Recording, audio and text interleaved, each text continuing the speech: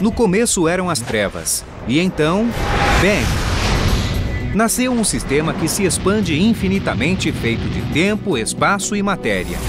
Agora vá mais longe do que jamais imaginou, além dos limites de nossa existência, em um lugar chamado o Universo. Um berço de criação e destruição. Via Láctea é um nome simpático e acolhedor, mas esta galáxia é um monstro. É apenas uma galáxia dentre bilhões, e nós vivemos em sua periferia. Recentemente descobrimos 2 pequenas galáxias em rota de colisão com a Via Láctea. É um emaranhado de sóis e poeiras cintilantes. É surpreendente como tão pouca luz de nossa luminosa galáxia chega até nós. É um lugar de extremos. Algumas estrelas vagam sem pressa, outras a mais de 1,5 milhão de quilômetros por hora. Os cientistas penetram no coração escuro da galáxia para desvendar a Via Láctea.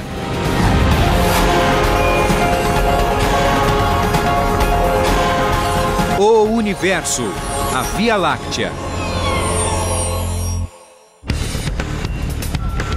100 mil anos-luz de diâmetro, mais de 1 trilhão de vezes a massa do nosso Sol. Ela nasceu há cerca de 13 bilhões de anos e ainda está em construção. É a nossa galáxia, a Via Láctea. A Via Láctea é um local de muita atividade. É como uma construção, tem sempre alguma coisa acontecendo. As estrelas velhas morrem e se decompõem. A matéria é aproveitada na criação de novas estrelas. O nosso sistema solar está no centro desta construção, mas não está sozinho. A Via Láctea é como se fosse a nossa família estelar. São as estrelas com as quais viajamos pelo universo o tempo todo, orbitando em um centro comum. Dentro de seus braços em espiral estão as provas do nosso início e de como tudo terminará. Em uma noite clara de verão, as estrelas da Via Láctea se espalham cintilantes pelos céus. Para os egípcios antigos, eram o caminho para a eternidade, mas foram os gregos os primeiros a nomeá-las. O nome Via Láctea vem do grego Gálagos, que significa leite. Embora acreditássemos estar no centro do universo, hoje sabemos que não estamos sequer no centro de nossa galáxia. Quando olhamos para os céus e vemos as estrelas da Via Láctea, o que estamos vendo é um braço da espiral mais próximo do que nós do centro da galáxia. Daqui não dá para ver o centro da galáxia. O que conseguimos ver é um dos braços da espiral, alguns milhares de anos-luz mais próximo do centro. Olhar para a Via Láctea da Terra é como olhar para a borda de uma moeda. Não temos noção da verdadeira forma da galáxia. Mas se olhar por cima, ela é um disco. É como ver um frisbee de cima. Você a verá em toda a sua glória. Embora não veja a espessura, verá a estrutura completa. Nós podemos comparar a Via Láctea a uma cidade. Tem uma região central, prédios grandes e muito movimento no centro. A nossa galáxia também é assim. E temos as áreas residenciais, onde a vida é um pouco mais confortável e relaxada, ideal para criar uma família. Este é o nosso lar. O nosso sistema solar fica entre os braços da espiral, a 26 mil anos-luz do tumulto do centro. A nossa galáxia é tão vasta que a Terra leva mais de 200 milhões de anos para completar uma volta. O Sol fica numa espécie de bairro perto do centro. Se você estiver neste bairro, não sabe o que se passa no bairro do outro lado da cidade. Não pode vê-lo diretamente. E além dos bairros residenciais, a população fica ainda mais escassa. E ainda temos áreas mais remotas. Na galáxia nós temos o Halo, onde estão as estrelas mais antigas numa grande órbita ao redor da galáxia. A galáxia não termina no halo fino e indefinido da Via Láctea. Vai bem além do nosso bairro e inclui um grupo de galáxias chamado Grupo Local. Se a Via Láctea fosse uma cidade como Los Angeles, ela seria os municípios dentro do estado da Califórnia. Esse grupo local formaria o estado.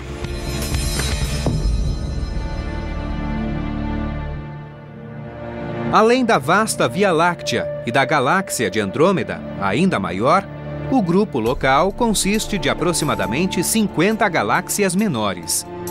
A mais próxima delas fica a cerca de 40 mil anos-luz de nós. Temos duas galáxias anãs relativamente próximas, a pequena e a grande Nuvem de Magalhães, orbitando a Via Láctea. Elas são facilmente observadas no hemisfério sul. São galáxias pequeninas, mas o nosso grupo local tem várias dessas galáxias vagando por dentro. As grandes galáxias são a minoria. Uma vantagem de se viver nas margens da galáxia é ter uma visão desobstruída do exterior da Via Láctea. Podemos ver todo o resto do universo, as galáxias vizinhas e grupos de galáxias além do nosso grupo local. No halo da Via Láctea encontramos enormes grupos globulares. Grupos globulares são regiões estelares densas de composição semelhante. São os bairros étnicos da Via Láctea. Esses grupos se formaram quando a galáxia era muito jovem. Foram as primeiras estrelas a se formar. Alguns grupos globulares têm de 12 a 13 bilhões de anos. Eles contêm de 100 mil a 1 milhão de estrelas. Grupos globulares quase tão velhos quanto o universo nos deram a primeira pista do nosso lugar na galáxia. Vimos esses grupos nos céus, mas o centro deles ficava longe de nós. Esta foi uma das nossas primeiras medidas de onde seria o centro da nossa galáxia. Eles não orbitavam a Via Láctea, mas alguma coisa a cerca de 27 mil anos-luz daqui. Não podemos nos afastar da galáxia para vê-la. Mas, olhando para outras galáxias e comparando com o que sabemos da nossa, temos uma ótima imagem da Via Láctea. Na primeira vez que vimos galáxias por telescópio, não sabíamos que eram galáxias. Achamos que fossem nebulosas na nossa galáxia. Ficamos encantados com a forma de espiral. Foi natural classificar as galáxias de acordo com a forma. Os astrônomos reconhecem 4 formas básicas de galáxias: elíptica, feita de estrelas velhas e que não gira; lenticular, com uma protuberância e um disco e pouca ou nenhuma formação estelar; irregular, amorfa como as nuvens de Magalhães no nosso grupo local; e espiral, que inclui a nossa Via Láctea. É um cataventos de estrelas novas e velhas girando graciosas no espaço. Há muito tempo acreditava-se que as galáxias elípticas se transformavam em espirais. Ou que espirais juntas formassem elípticas. Era difícil entender a sequência. O que nós sabemos é que galáxias elípticas tendem a ser muito grandes. A Centaurus A, uma galáxia elíptica a cerca de 13 milhões de anos-luz de nós, sugere por que as galáxias elípticas são tão grandes. Há evidências de uma galáxia espiral que foi absorvida por uma galáxia maior. E é bem possível que as enormes galáxias elípticas que vemos sejam o resultado da fusão de várias espirais e outros tipos de galáxias.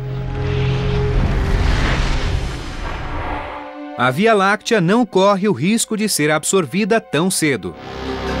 Mas o centro da nossa galáxia revelou um outro segredo. Recentemente descobrimos que a Via Láctea não é uma espiral clássica, mas uma espiral de barra. Há uma barra de estrelas passando pelo centro e os braços espirais parecem sair dessa barra. Com extensão de 27 mil anos-luz, a barra possui cerca de 30 milhões de estrelas gravitando ao seu redor. A barra da nossa galáxia é resultado natural da gravidade e das interações gravitacionais mútuas das estrelas individuais que formaram o disco e a protuberância de toda a galáxia. Isso faz com que as estrelas se agrupem em forma de barra. Ao redor do centro da Via Láctea, há uma enorme protuberância composta principalmente de estrelas de 10 a 11 bilhões de anos. O tamanho da protuberância está relacionado ao componente mais assustador da Via Láctea, um fantástico e superdenso buraco negro. Embora caiba no espaço entre o Sol e a Terra, a sua massa é 4 milhões de vezes maior que a do Sol. Parece muito, mas outras galáxias têm buracos negros com até 1 bilhão de vezes a massa do nosso Sol. Então, embora estejamos acostumados a chamar o nosso buraco negro de superdenso dentre os buracos superdensos, na verdade o nosso é um anão.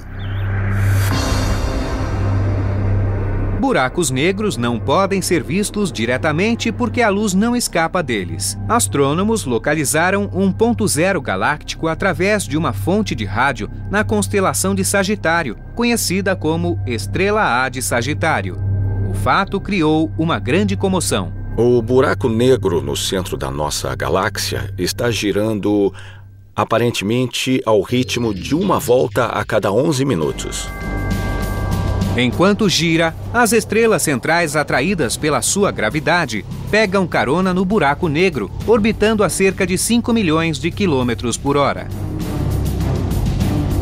O buraco negro afeta principalmente a região central. Não sentimos a força do buraco na Terra devido à nossa grande distância do centro. As forças colossais no centro da galáxia são anuladas pela imensidão da Via Láctea. Via Láctea é um nome simpático e acolhedor, parece uma barrinha de chocolate, mas esta galáxia é um monstro. Ela é enorme. Quando pensamos no tamanho do nosso sistema solar e no fato de levar anos para uma nave alcançar Saturno ou Júpiter, se o sistema solar fosse do tamanho de um CD, a Via Láctea seria do tamanho da Terra. É realmente grande, é fantástico, isso nunca deixa de me impressionar. E a maravilha vai além. A enorme atividade da galáxia está concentrada no centro, mas os braços espetaculares da espiral possuem atividade própria. É aqui que se formam grupos estelares e nascem as estrelas. Esta é a nossa galáxia. Ela é vasta demais e apenas começamos a penetrar em suas profundezas. A nossa localização periférica dificulta a percepção do todo, e as nuvens de poeira cósmica dificultam a nossa visão. Nem os telescópios ópticos mais poderosos conseguem penetrar a escuridão. Para aprender mais sobre a Via Láctea, teremos de olhar para além do alcance dos olhos.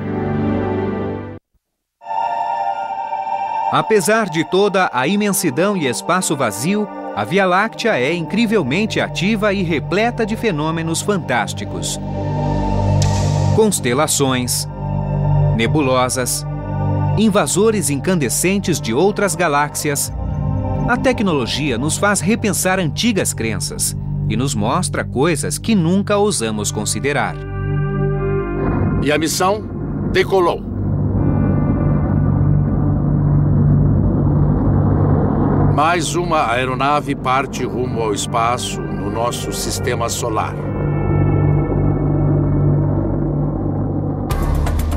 Vivemos em um planeta empoeirado, em uma galáxia empoeirada, em um universo empoeirado. O espaço vazio não é tão vazio assim. Os telescópios ópticos não penetram em nuvens de poeira, e elas não estão muito longe daqui. Grande parte da nossa galáxia é invisível para nós, pois ela é repleta de poeira, nuvens de poeira, melhor dizendo. Essas nuvens bloqueiam a luz da maioria das estrelas da nossa galáxia. pouquíssima luz da luminosa Via Láctea chega até nós. E isso acontece porque a poeira bloqueia. Mas a luz visível é só uma pequena fatia do espectro de energia. E as ondas de rádio penetram onde os feixes de luz não chegam. Num dia de nevoeiro, você não enxerga muito longe os comprimentos de onda visíveis a olho nu, mas pode ouvir o rádio e assistir à TV. A capacidade das ondas de rádio de penetrar a poeira espacial é crucial para o estudo das estrelas, mas esse uso foi descoberto por acidente. Em 1933, Karl Jansky, um engenheiro da Bell Labs, em Nova Jersey, construiu uma antena para localizar a fonte de estática nas linhas telefônicas transatlânticas. Ele ficou surpreso ao descobrir que a interferência vinha do centro da galáxia, da constelação de Sagitário. Os cientistas levaram décadas para perceber que Jansky havia descoberto algo importante, que corpos celestes emitem radiação eletromagnética. Era o nascimento da radioastronomia, mas as ondas de rádio eram apenas o começo. O olho humano não vê todo o espectro de luz, dependemos da tecnologia. Uma das melhores maneiras de ver o universo é com uma câmera infravermelha. A câmera infravermelha só vê os comprimentos de onda gerados pelo calor e os converte para algo que o olho humano enxergue. Nenhuma luz visível passa por esta lente. Apenas radiação infravermelha. Você pode ver como as coisas são em luz infravermelha. 3, 2 e já está funcionando. Em 2003, o telescópio espacial Spitzer, equipado com um conjunto de câmeras infravermelhas, foi lançado no espaço. A sua missão é explorar algumas das estrelas mais jovens e as galáxias mais distantes do universo. Os instrumentos do Spitzer são muito mais sensíveis do que isto. Mas o princípio é o mesmo. Esta câmera não fica apontada para os céus. Ela é usada por bombeiros para salvar vidas aqui na Terra.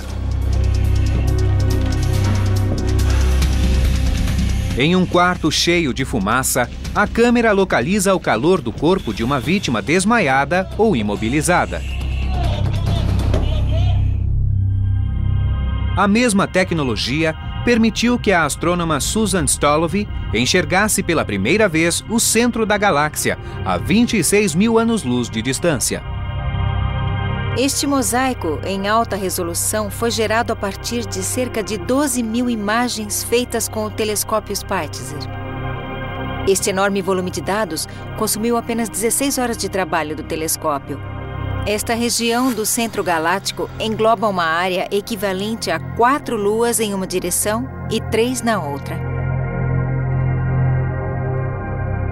É o equivalente a uma área de 900 por 700 anos-luz, uma pequena fração da galáxia, mas não deixa de ser uma enorme conquista. Há poucas décadas, o centro galáctico não era objeto de estudos. Visualmente, existe um grande bloqueio, apenas uma onda de luz entre trilhões consegue penetrar a poeira. Mas com o infravermelho, a radioastronomia, ou astronomia de raio-x, é possível ver o que se passa por lá. Diferentes comprimentos de onda do espectro eletromagnético revelam aspectos diferentes da galáxia, pois penetram os corpos celestes de modo diferente. As ondas de rádio têm menor energia ou maior comprimento, mas são emitidas pela maioria dos corpos celestes. Em seguida vem o infravermelho, a luz visível e o ultravioleta. Buracos negros e supernovas emitem raios X com comprimentos de onda do tamanho de um átomo. A colisão ou degeneração de partículas subatômicas emite os raios gama de maior energia, como na explosão de estrelas a bilhões de graus centígrados. Juntas, essas ondas dão aos astrônomos uma imagem mais completa da atividade e forma da nossa galáxia.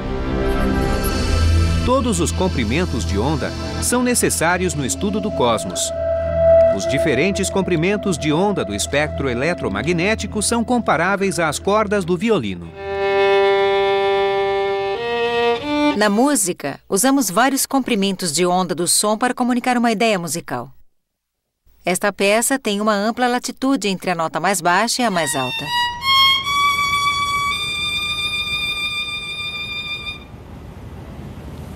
Se nos restringíssemos ao espectro visível da luz, seria o mesmo que ouvir apenas 2 notas dessa música.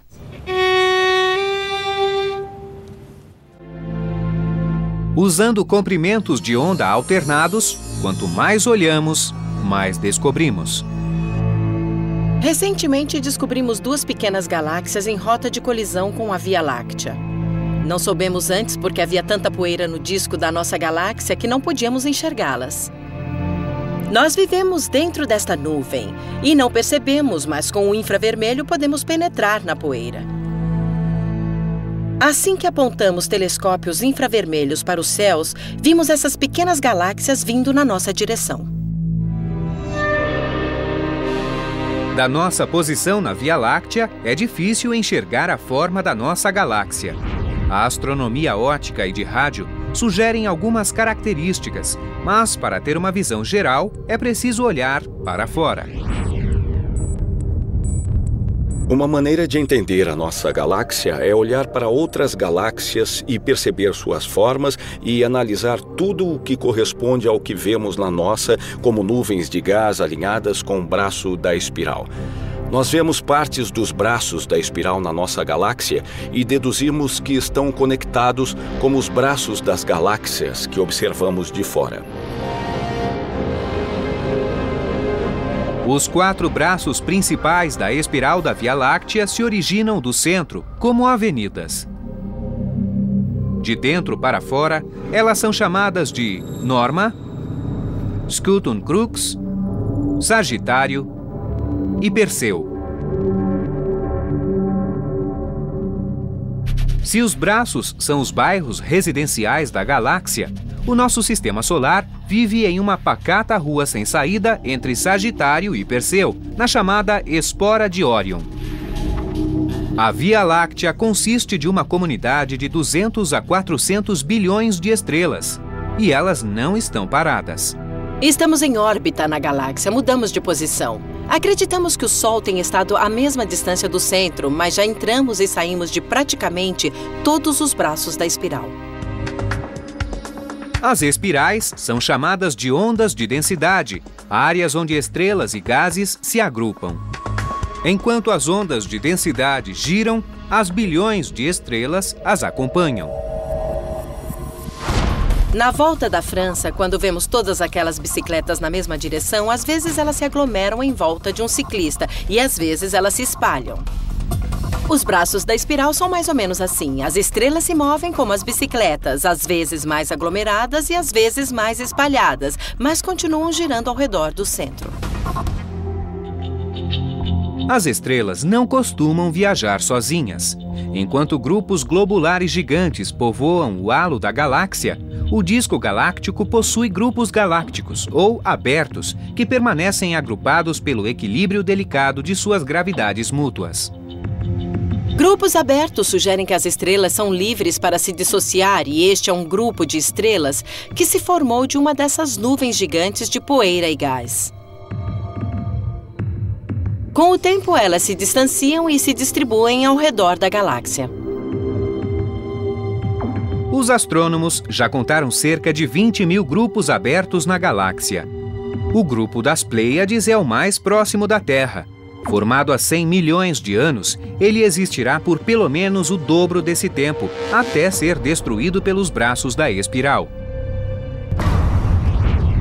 O nosso Sol, hoje em órbita solitária, pode um dia ter sido parte de um grupo aberto. O Sol, os grupos de estrelas, o nosso planeta, a galáxia inteira e o universo além, são constituídos de poeira e gases. Estas partículas que bloqueiam a nossa visão são o motivo da nossa existência. E a máquina de fazer estrelas ainda funciona a todo vapor.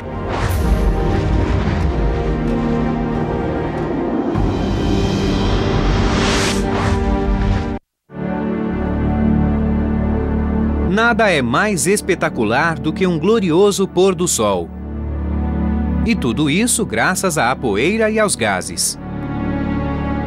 O pôr do sol parece amarelo, alaranjado e vermelho por duas razões. As moléculas de ar na atmosfera espalham a luz azul, violeta e verde em outras direções, deixando passar as amarelas, alaranjadas e vermelhas.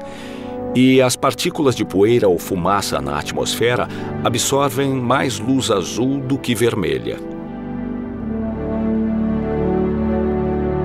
O magnífico azul dos céus também não passa de ilusão óptica.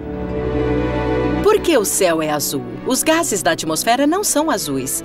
Mas quando a luz do Sol passa pela atmosfera, os comprimentos de onda mais curtos, como a luz azul, se espalham mais do que os mais longos. Nos céus, o que você vê é a luz azul sendo arremessada na direção dos seus olhos.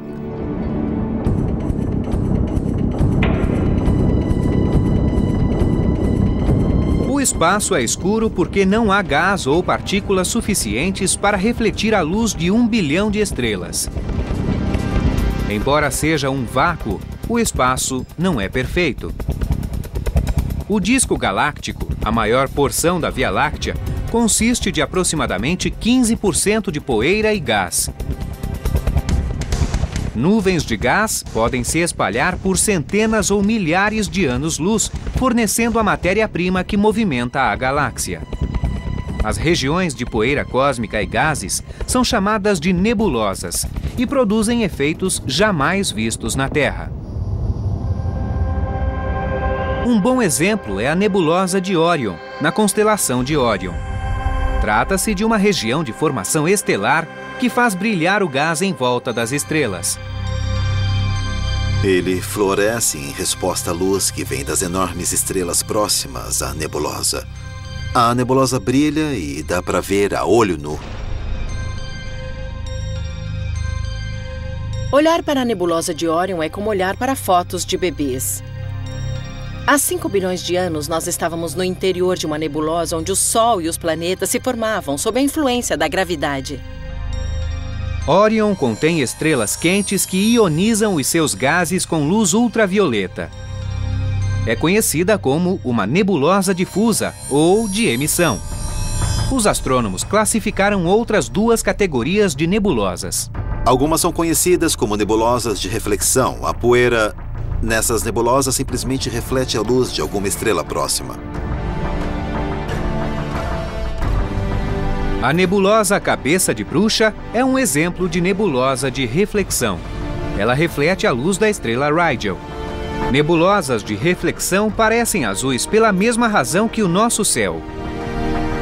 A luz azul é mais refletida que a vermelha. E por último temos as nebulosas negras, como a Cabeça de Cavalo. Quando estrelas de baixa densidade como o nosso Sol morrem, elas formam um outro tipo de nebulosa chamada planetária. Essas nebulosas escuras e efêmeras, como a nebulosa Olho de Gato, expelem matéria-prima de volta para a galáxia, formando novos sóis e planetas.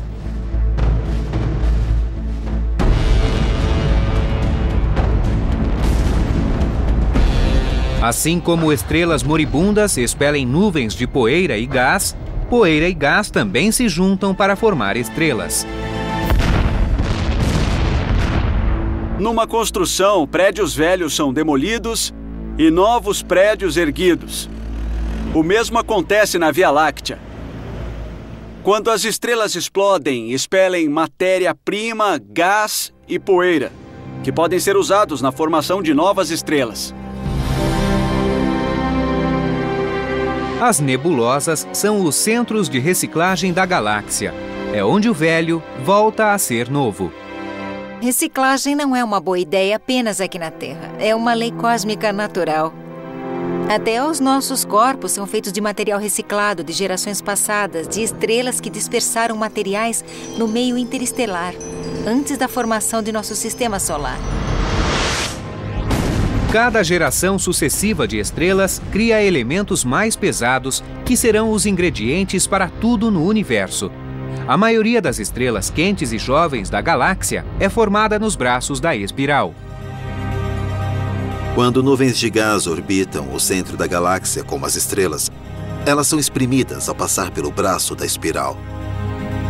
O braço da espiral é apenas uma onda no padrão das estrelas. Como as estrelas são mais densas nessa região, as nuvens de gás à sua volta são comprimidas. Essa compressão permite que a gravidade atue sobre as nuvens, tornando-as altamente eficientes na formação das estrelas. Muitas estrelas morrem nos braços da espiral, pois lá são formadas com mais frequência, vítimas de suas enormes massas.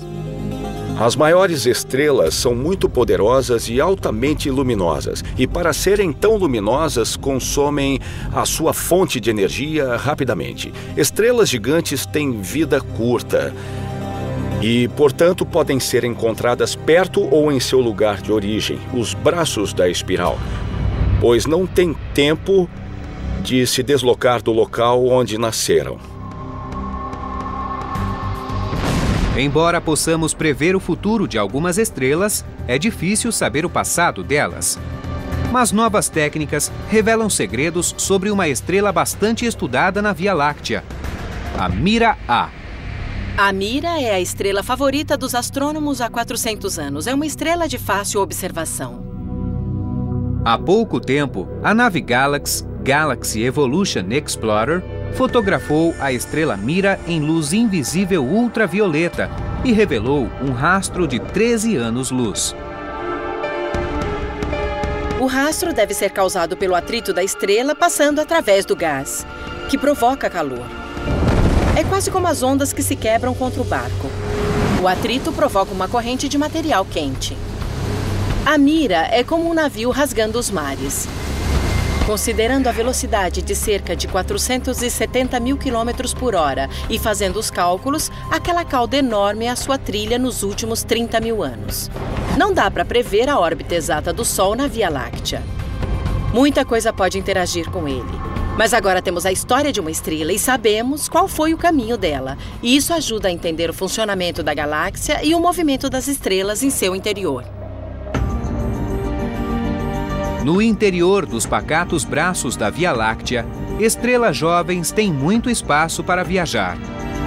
Quanto mais próximo ao centro da protuberância galáctica, o espaço fica mais apertado e agitado. A estrela mais próxima do Sol fica a pouco mais de 4 anos-luz de distância. E quando olhamos para os céus, numa noite perfeitamente clara, não se vêem mais de 3.000 estrelas. Mas se a Terra estivesse mais próxima do centro da galáxia, teríamos milhões de estrelas nos céus, tão brilhantes quanto a estrela mais luminosa que já vimos. Seria tudo tão brilhante que não haveria noite. Seria dia o tempo todo. A vida seria completamente diferente. Então, a que devemos a nossa posição? Os cientistas acreditam que a gravidade tem tudo a ver com isso. A gravidade é a energia que comanda a galáxia. E no centro da galáxia gira o motor que ela alimenta. Galáxias são como cidades, no sentido de que estão em constante reconstrução e transformação. Não há dúvida de que a Via Láctea era completamente diferente há alguns bilhões de anos. Provavelmente era menor e não tinha a bela forma espiralada de hoje. Quando as coisas são atraídas pela gravidade, existe a tendência de formar um disco. Os discos estão por toda parte. O nosso sistema solar é um disco, a galáxia é um disco. Então as estrelas começam a girar na mesma direção. Assim como nas cidades, nem todas as estrelas de uma galáxia são nativas. Algumas estrelas nascidas longe da Via Láctea param por aqui e começam a deixar sua marca. Portanto, se outra galáxia se aproximar, a gravidade afeta o movimento das estrelas e isso pode gerar os braços da espiral. A nossa forma de espiral pode provar que a Via Láctea é composta de algumas galáxias que se juntaram muito tempo atrás. Durante muito tempo, o centro da galáxia foi um mistério impenetrável, até desenvolvermos a visão de raio-x. Uma das primeiras maneiras de identificar o centro exato da galáxia foi com um telescópio de raio-x. O raio-x passou por toda a poeira e gás do disco da galáxia. Muito embora a gente não consiga ver o centro da galáxia, no raio-x vemos uma fonte de calor gigantesca e brilhante bem no meio. O emissor de raio-x, a estrela A de Sagitário, está associado com o ultradenso buraco negro no centro da Via Láctea. Por definição, um buraco negro não permite que luz ou raios X escapem. A radiação vem do gás preso em seu campo gravitacional, centrifugado e aquecido a milhões de graus. Eles se movem a velocidades altíssimas. Por exemplo, nos casos mais extremos que podemos observar, as estrelas passaram pelo buraco negro a velocidade de 10.000 quilômetros por segundo. É o mesmo que dar uma volta ao mundo em 4 segundos. E trata-se de uma estrela viajando a essa velocidade. Quando observamos estrelas orbitando o centro da galáxia, obviamente há um monstro invisível lá. Elas orbitam algo com uma massa gigantesca.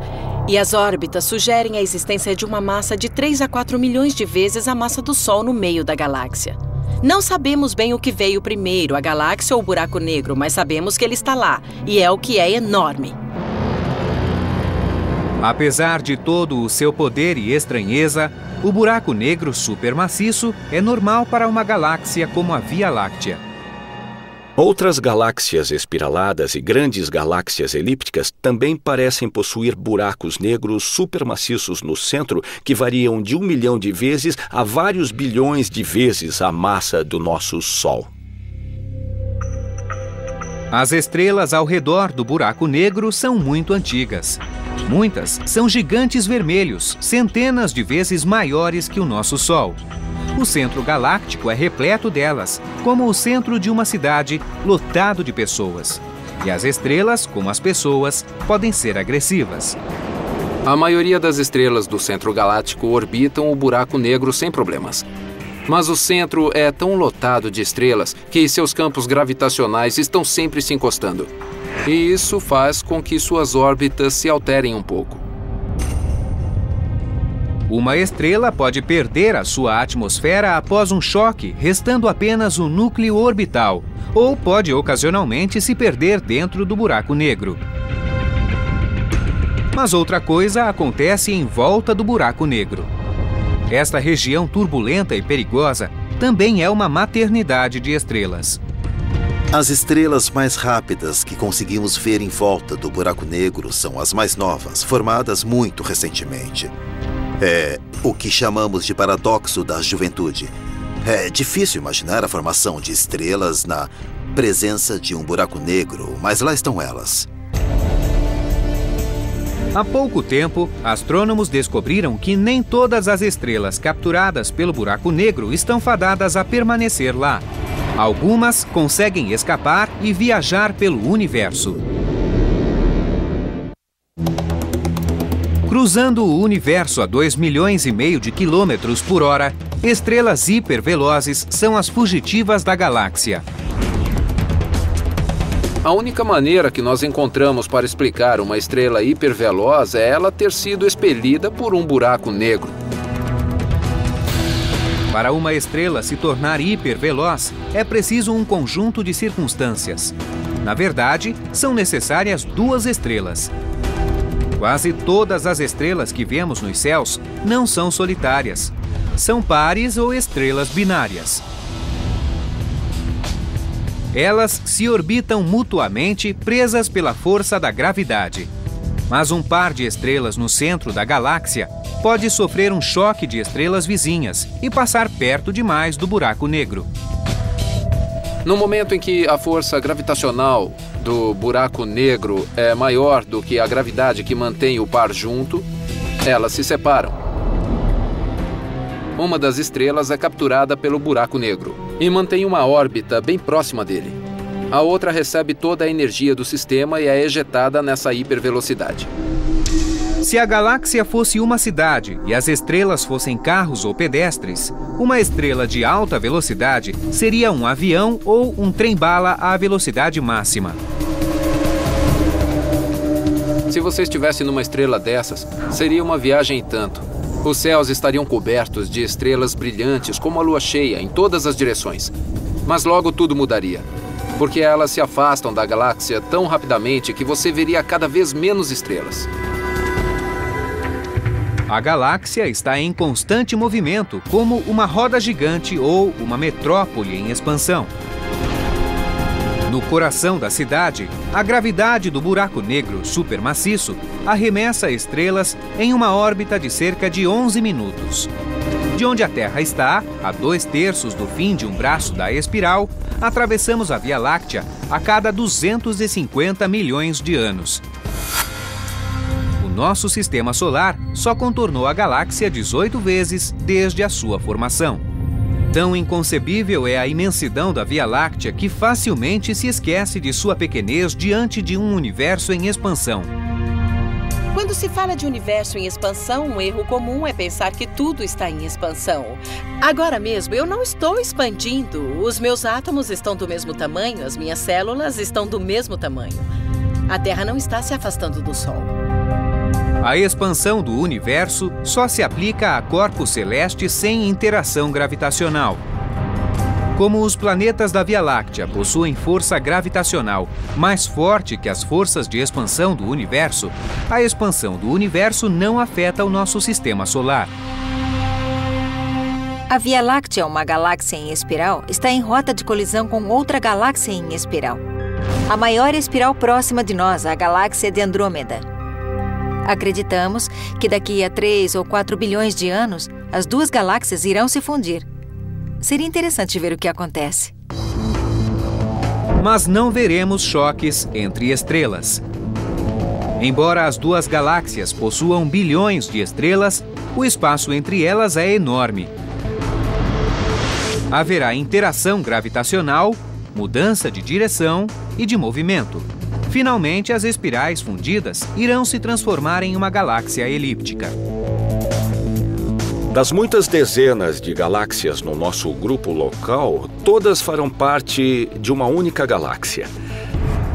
Depois, essa supergaláxia começará a perder estrelas por conta de interações gravitacionais entre as estrelas da galáxia. Algumas serão lançadas no espaço intergaláctico. No início, a Via Láctea criou estrelas em um ritmo rápido, usando a matéria-prima ejetada no espaço pelo Big Bang. À medida que a galáxia envelheceu, a produção caiu de algumas centenas para cerca de 6 novas estrelas a cada ano. Ao longo do tempo, a Via Láctea mudou dramaticamente. Não sabemos como era no passado, mas devia haver muito mais gás e bem menos estrelas. Devia haver estrelas gigantes formadas no início. As estrelas mais antigas, mais tarde, explodiram, expelindo materiais novos, metais mais pesados, que foram usados para formar uma segunda geração menor e depois uma terceira geração de estrelas.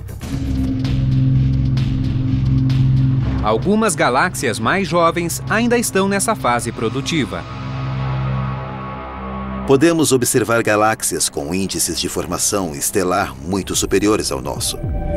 São as galáxias formadoras de estrelas. O índice nessas galáxias pode variar de 10 a 100 vezes o nosso. A cada geração, a produção de estrelas diminui. E a Via Láctea está em atividade há 13 bilhões de anos. Uma das principais mudanças no índice de formação estelar da Via Láctea, que passou de muito alto para bem modesto, é o consumo de gás, porque o gás é usado na formação de estrelas e estamos literalmente ficando sem gás. Daqui a trilhões de anos, a formação estelar irá cessar por completo. O magnífico projeto de construção galáctica será encerrado e, uma a uma, as estrelas se apagarão.